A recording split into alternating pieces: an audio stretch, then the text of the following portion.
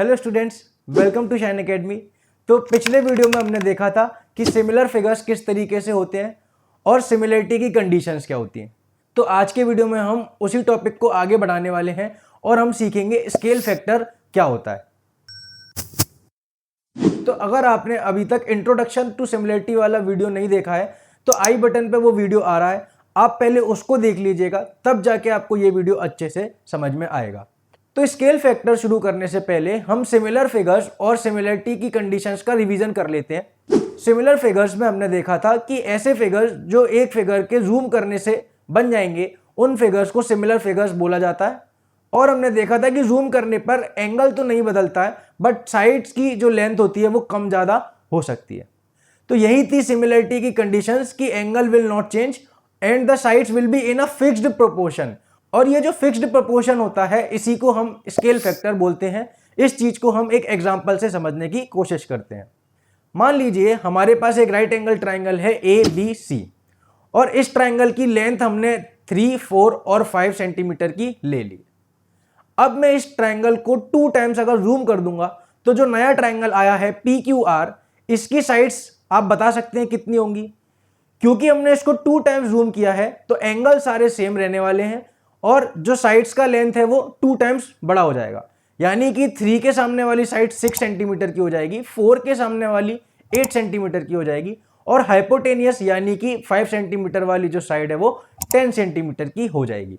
यहां पर आपने देखा कि 2 टाइम्स जूम करने से जो साइड्स की लेंथ है वो भी 2 टाइम्स हो गई है।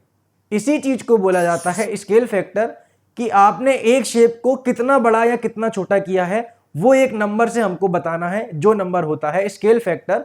और यहां पे आप समझ रहे हैं कि स्केल फैक्टर बेसिकली हमको बताता है कि साइड्स की लेंथ क्या होने वाली है। तो जितने भी सिमिलर फिगर्स होते हैं उन सबका एक स्केल फैक्टर होता है। तो अगर आप ये समझ गए कि स्केल फैक्टर होता क्या है तो हमको चेक करना आना चाहिए कि 2 सिमिलर फिगर्स में स्केल फैक्टर कितना होगा। तो अब हम दूसरा एग्जांपल देखते हैं। इस बार मान लीजिए हमारे पास ये 2 सिमिलर ट्रायंगल्स हैं जिनकी साइड्स कुछ इस तरीके से। अब हमको बताना है कि ये दोनों फिगर्स अगर सिमिलर हैं तो इनका स्केल फैक्टर क्या होगा। तो हम चेक करेंगे कि इनकी साइड्स का रेशो कितना आ रहा है। आप देख सकते हैं कि AB और PQ का रेशो आ रहा है 3, इसी तरीके से BC और QR का रेशो आ रहा है 3, और इसी तरीके से जो तीसरी साइड है यानी कि AC और RP, इनका भी रेशो आ रहा है 3। तो यहां पर आप देख रहे हैं कि सिमिलर फिगर्स में अगर हम सामने वाली साइड्स का रेशो लेंगे तो वो रेशो एक फिक्स नंबर आ रहा है और इसी को हमने क्या बोला था, स्केल फैक्टर। तो यहां पर आपने देखा कि सिमिलर फिगर्स में जो साइड्स का रेशो होता है वो फिक्स्ड प्रोपोर्शन में ही होता है और आप यहां पर देख रहे हैं कि स्केल फैक्टर की मदद से हम उस फिक्स्ड प्रोपोर्शन को निकाल भी पा रहे हैं। तो अभी जो आपने एग्जाम्पल देखा उसमें जो सिमिलर फिगर्स थे उनका स्केल फैक्टर आ रहा था 3। अब मान लीजिए कि हमारे पास 2 सिमिलर ट्रायंगल्स की जगह 2 कॉन्ग्रुएंट ट्रायंगल्स होते तो उस समय स्केल फैक्टर कितना आता। तो आप देखोगे कि ये सामने वाली साइड्स एक दूसरे के बराबर होंगी क्योंकि कॉन्ग्रुएंट फिगर्स में सब कुछ डुप्लीकेट होता है। तो क्योंकि सामने वाली साइड्स बराबर की आने वाली हैं इसीलिए सारे रेशो कितने के आएंगे, 1 के आएंगे और in that case scale factor हमारा 1 के बराबर आएगा। तो ये एक पॉइंट है जो आपको पता होना चाहिए कि कॉन्ग्रुएंट फिगर्स में स्केल फैक्टर हमेशा 1 का होगा और इसका उल्टा भी ट्रू है कि अगर स्केल फैक्टर 1 का है तो similar figures will be congruent also. अब अगर आपको यह समझ में आ गया है कि सिमिलर फिगर्स कैसे होते हैं तो आपको यह भी समझ में आना चाहिए कि सिमिलर फिगर कौन नहीं होंगे। फिगर्स के सिमिलर होने के लिए सबसे पहली कंडीशन होती है कि उनका शेप सेम होना चाहिए, साइज कम ज्यादा हो सकता है।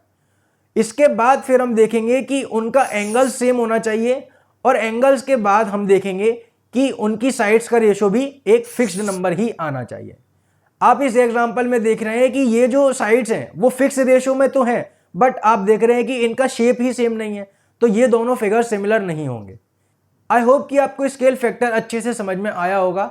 अब अगले वीडियो में हम थेल्स थ्योरम के बारे में बात करेंगे।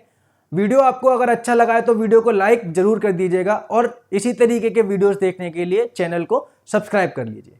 अब हम मिलेंगे अगले वीडियो में, जब तक के लिए बाय बाय।